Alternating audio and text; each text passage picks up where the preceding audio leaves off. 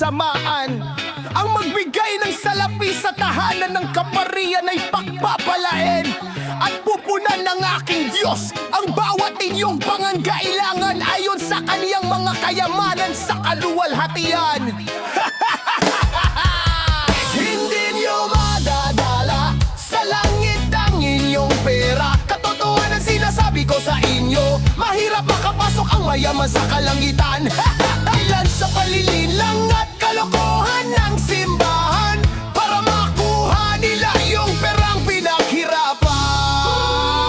Sapagkat sa totoo lang, ang pagiging manmang ang tunay na ugat ng kasamaan.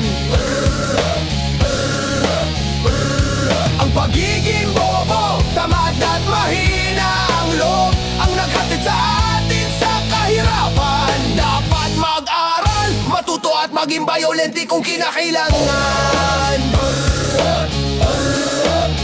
Kung saan nang may pera doon kampi ang simbahan para makamaluhol sa autoridad, para makaiwas sa batas, sa sarili katiwalian sa loob ng simbahan. Tama ba sa mga kaparian natin diyang panuntunan na simbahan ng mga tao ay dapat manatiling danga at mahirap habang ang mga politikong drug lords patuloy sa pagnanakaw at papakakalating masamang bisyo. At monasteryo at obispo naman ay makaagaw.